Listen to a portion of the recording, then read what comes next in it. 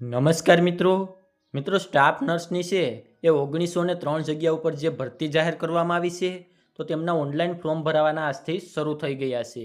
તો તમારે online form કેવી રીતે ભરવું તેમની સંપૂર્ણ માહિતી આજના વિડીયોમાં આપવાનો છું. એની પહેલાં અમારી ચેનલમાં પહેલીવાર આવ્યા હોય તો ચેનલને સબસ્ક્રાઈબ કરી દેજો, જેથી ભરતીને લગતી તમામ માહિતી છે એ સૌથી પહેલાં તમારા સુધી પહોંચી શકે. તો ચાલો મિત્રો આપણે આજનો વિડીયો શરૂ કરીએ. તો ફોર્મ ભરવા માટે સૌપ્રથમ તો તમારે ઓજસ ગુજરાતની વેબસાઇટ ઉપર આવવાનું રહેશે, જેમની લિંક વિડીયોના ડિસ્ક્રિપ્શનમાં પણ આપેલી છે.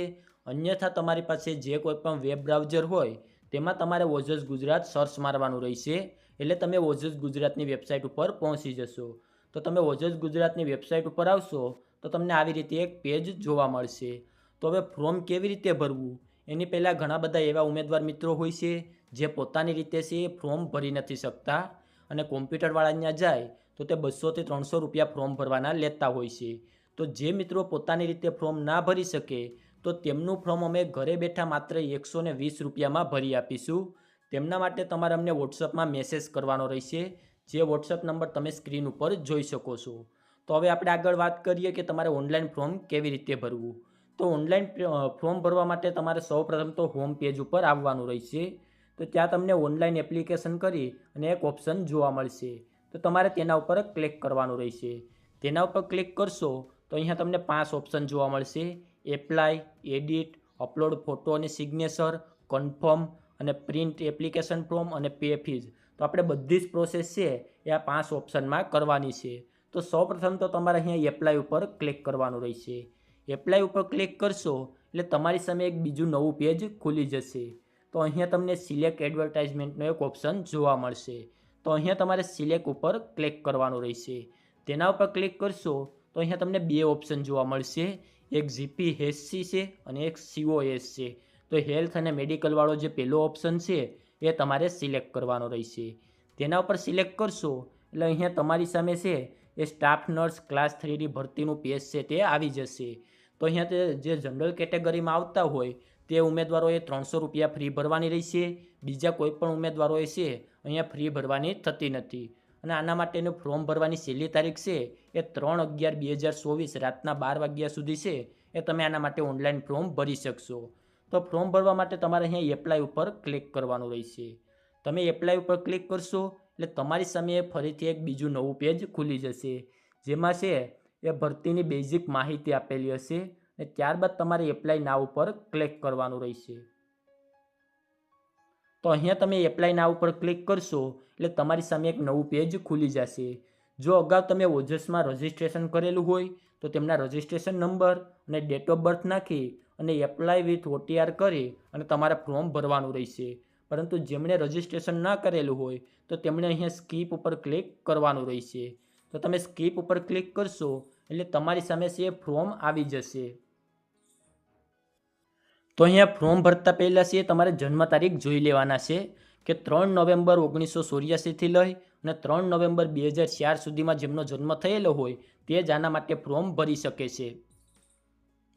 તો ત્યારબાદ તમારે સૌપ્રથમ તો અહીંયા ઉમેદવારની માહિતી નાખવાની છે, જેમાં ટાઇટલમાંથી મિસ્ટર, મિસિસ એ તમારે સિલેક્ટ કરી લેવાનું છે. ત્યારબાદ તમારી સરનેમ, ફર્સ્ટ નેમ, ફાધર અથવા હસબન્ડનું નામ, ત્યારબાદ મધરનું નેમ, ત્યારબાદ તમારે અહીંયાથી તમારી જેન્ડર સિલેક્ટ કરવાની છે. મેલ ફિમેલ જે હોય તે તમારે અહીંયાથી સિલેક્ટ કરી લેવાનું રહેશે. ત્યારબાદ ડેટ ઓફ બર્થ, તમે મેરિડ છો, અનમેરિડ છો કે સેપરેટેડ છો તે તમારે અહીંયાથી સિલેક્ટ કરવાનું રહેશે. ત્યારબાદ તમારી કેટેગરી, તમે જનરલમાં આવો છો, જનરલ EWSમાં આવો છો, SC ST કે SCBC જે કોઈ પણ કેટેગરીમાં આવતા હોય તે તમારે અહીંયાથી સિલેક્ટ કરી લેવાનું રહેશે.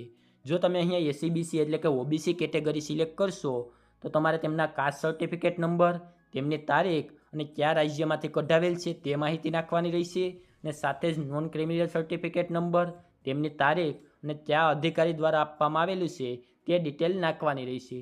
નોન ક્રિમિનલ સર્ટિફિકેટ છે એ છેલ્લા 3 વર્ષનું માન્ય ગણવામાં આવશે, એટલે કે 4થો મહિનો 2022થી લઈ અને અત્યાર સુધીમાં તમે કઢવેલું હોય તે નોન ક્રિમિનલ સર્ટિફિકેટ છે એ અહીંયા માન્ય ગણવામાં આવશે.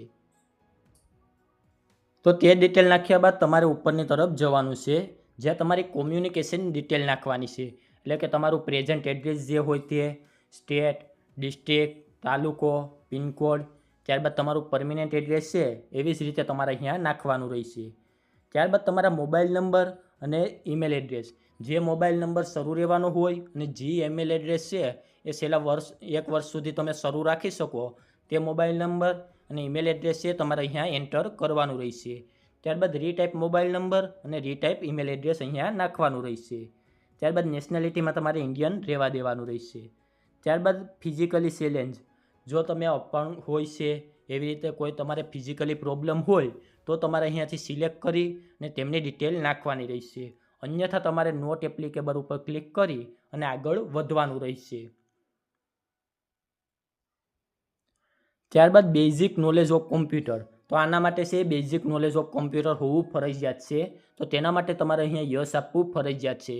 જો અત્યારે તમારી પાસે છે કોમ્પ્યુટરનું સર્ટિફિકેટ ના હોય તો પણ તમે આના માટે ફોર્મ ભરી શકો છો, પરંતુ જ્યારે તમને નિમણૂક મળે ત્યાં સુધીમાં તમારે કોમ્પ્યુટરનો કોર્સ કરી લેવાનો રહેશે. ત્યારબાદ વિધવા વુમન હોય તો યસ આપવાનું છે, અન્યથા નો આપી અને આગળ વધવાનું રહેશે. ત્યારબાદ એક્સ સોલ્ડર એટલે આર્મી, નેવી અને એરફોર્સમાં હોય તો યસ આપવાનું છે, અન્યથા નો આપી અને આગળ વધવાનું રહેશે. ત્યારબાદ currently working as Gujarat state government employee, જો તમે ગુજરાત ગવર્મેન્ટના અત્યારે હાલમાં એમ્પ્લોયી હોય તો યસ આપવાનું છે, અન્યથા નો આપી અને આગળ વધવાનું રહેશે. ત્યારબાદ તમારે અહીંયા ભાષાની માહિતી નાખવાની છે. ગુજરાતી, હિન્દી અને ઇંગ્લિશ તમે લખી, બોલી અને વાંચી શકો છો તે મુજબ તમારે અહીંયા ટીક માર્ક કરવાનું રહેશે. ત્યારબાદ તમારે અહીંયા તમારી એજ્યુકેશનની ડિટેલ નાખવાની રહેશે. તો સૌપ્રથમ તો અહીંયા સિલેક્ટ ઉપર ક્લિક કરી અને તમે બીએસસી નર્સિંગ રેગ્યુલરમાં કરેલું છે કે જીએનએમ કરેલું છે તે બંનેમાંથી એક ઓપ્શન તમારે અહીંયા સિલેક્ટ કરી લેવાનું રહેશે. ત્યારબાદ તેમના પર્સન્ટેજ, ક્લાસ, કયા ઇન્સ્ટિટ્યૂટ અથવા છે યુનિવર્સિટીમાંથી તમે પાસ કરેલું છે તે બોર્ડનું નામ, સ્ટેટ, કયા વર્ષે તમે પાસ કર્યું છે તે, કેટલી ટ્રાયલમાં તમે પાસ કર્યું તે અને તેમના લાસ્ટ સીટ નંબર છે તે તમારે અહીંયા નાખવાના રહેશે. ત્યારબાદ વધારાની માહિતી છે એમાં તમે ગુજરાત નર્સિંગ કાઉન્સિલમાં જે રજિસ્ટ્રેશન કર્યું હોય તો તેમના રજિસ્ટ્રેશન નંબર અને તેમની ડેટ અહીંયા નાખવાની છે. આના માટે ફોર્મ ભરવા માટે તમે ગુજરાત નર્સિંગ કાઉન્સિલ છે તેમાં ફરજિયાતપણે રજિસ્ટ્રેશન કરાવેલું હોવું જોશે. તેના નંબર અને ડેટ તમારે અહીંયા નાખવાની રહેશે. ત્યારબાદ તમારે અહીંયા બાહેંધરી ઉપર યસ ઉપર ક્લિક કરી અને સેવ બટન ઉપર ક્લિક કરવાનું રહેશે. તો અહીંયા તમે જેવું સેવ બટન ઉપર ક્લિક કરશો એટલે તમારી સામે છે તમારા અરજી નંબર આવી જશે. તો તે અરજી નંબરનો તમારે સ્ક્રીનશોટ પાડી લેવાનો છે અને તેને તમારે કોપી કરી લેવાના છે. તો ત્યારબાદ ફરીથી તમારે અહીંયા ઓનલાઈન એપ્લિકેશન ઉપર ક્લિક કરવાનું રહેશે અને ત્યારબાદ જો તમારે કોઈ ભૂલ હોય તો એડિટ ઉપર જઈ આ અરજી નંબર નાખી તમારી ડેટ ઓફ બર્થ નાખી અને તમે સુધારો કરી શકો છો. અન્યથા તમારે અહીંયા અપલોડ ફોટો અને સિગ્નેચર ઉપર ક્લિક કરવાનું રહેશે એટલે તમારી સામે એક નવું પેજ ખુલી જશે. જે તમને અરજી નંબર મળ્યા હતા તે તમારે અહીંયા એપ્લિકેશન નંબરમાં નાખવાના છે. ત્યારબાદ તમારી ડેટ ઓફ બર્થ અને જે કેપ્ચર કોડ આપેલો છે તે નાખી અને ઓકે બટન ઉપર ક્લિક કરવાનું રહેશે. તો અહીંયા તમે બધી ડિટેલ નાખ્યા બાદ ઓકે ઉપર ક્લિક કરશો એટલે તમારી સામે ફોટો અને સિગ્નેચર અપલોડ કરવાનું પેજ આવી જશે. તો તમારો ફોટો અને સિગ્નેચર 15 કેબીમાં છે એ ત્યાં અપલોડ કરવાનો રહેશે. 15 કેબીથી વધારે જો ફોટો અને સિગ્નેચર હશે તો તમે અપલોડ નહીં કરી શકો.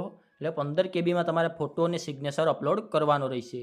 ફોટો અને સિગ્નેચર અપલોડ થયા બાદ ફરીથી તમારે અહીંયા ઓનલાઈન એપ્લિકેશનવાળા પેજ ઉપર આવવાનું છે. તેના ઉપર ક્લિક કરવાનું રહેશે.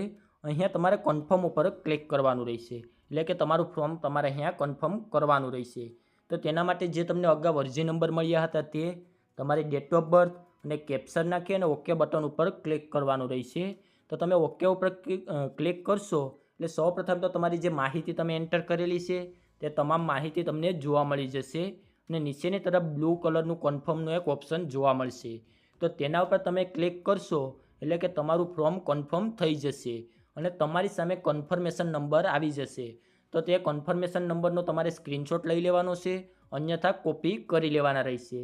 ત્યારબાદ તમારે ફરીથી અહીંયા ઉપરની તરફ આવવાનું છે અને ઓનલાઈન એપ્લિકેશનમાં જવાનું રહેશે. તો અહીંયા તમારે પ્રિન્ટ એપ્લિકેશન ફોર્મ અને પે ફી ઉપર ક્લિક કરવાનું છે. તો જે મિત્રો જનરલમાં આવતા હોય તો તેમણે અહીંયાથી ફ્રી ભરવાની છે અને જે એસસી, એસટી, ઓબીસી કે ઈડબ્લ્યુએસમાં આવતા હોય તો તેમણે અહીંયાથી જે ફોર્મ ભર્યું છે તો તેમનો પ્રિન્ટ અહીંયાથી કાઢવાની રહેશે. તો સૌપ્રથમ તો તમારે અહીંયા સિલેક્ટ જોબ ઉપર ક્લિક કરવાનું રહેશે. તો અહીંયા છે એ તમારે જે બીજો ઓપ્શન છે એ સિલેક્ટ કરવાનો રહેશે. ત્યારબાદ જ્યારે તમે ફોર્મ કન્ફર્મ કર્યું ત્યારે તમને જે કન્ફર્મેશન નંબર મળ્યા હતા જે 8 ડિજિટના હોય છે તે તમારે અહીંયા નાખવાના રહેશે. ત્યારબાદ તમારી ડેટ ઓફ બર્થ નાખવાની રહેશે અને જે કેપ્ચર કોડ આપેલો છે તે નાખી અને અહીંયા ઓનલાઈન પેમેન્ટ ઓફ ફી છે તેના ઉપર ક્લિક કરી અને તમારે ફી ભરવાની રહેશે જે જનરલમાં આવતા હોય તેમણે. અને જેમને પ્રિન્ટ કાઢવાની હોય તો તેમણે પ્રિન્ટ એપ્લિકેશન ફોર્મ ઉપર ક્લિક કરી અને અહીંયાથી પોતાની પ્રિન્ટ મેળવવાની રહેશે. તો આવી રીતે છે એ તમારે સ્ટાફ નર્સનું ફોર્મ ભરવાનું રહેશે. જો આને લગતો બીજો કોઈ પણ પ્રશ્ન હોય તો નીચે કોમેન્ટ બોક્સમાં જણાવી દેજો, તેમનો જવાબ છે એ ત્યાં આપી દઈશું.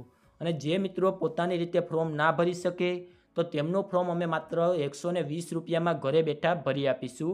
તેમના માટે તમારે અમને વોટ્સઅપમાં મેસેજ કરવાનો રહેશે.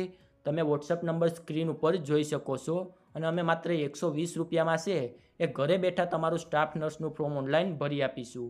તો આજના વિડીયોમાં આપવામાં આવેલી માહિતી સારી લાગી હોય તો વિડીયોને લાઇક કરી દેજો અને અમારી ચેનલમાં પહેલીવાર આવ્યા હોય તો ચેનલને સબસ્ક્રાઈબ કરી દેજો જેથી આવી ભરતીને લગતી તમામ માહિતી છે એ સૌથી પહેલાં તમારા સુધી